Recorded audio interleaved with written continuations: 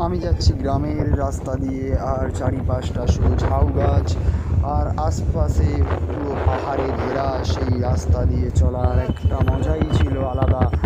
সেই রাস্তা দিয়ে যখন আমি যাচ্ছি, সেটা তোমাদের বলে বোঝাতে পারবো না, এতটাই ছিল সুন্দর। আর প্রকৃতির এই মনোরম পরিবেশ দেখে আমি সত্যি খুব খুশি ছিলাম ওই দিন। ধারে ধারে কাশ ফুল ফুটেছে, এত সুন্দর আকাশ, এত সুন্দর পরিবেশ।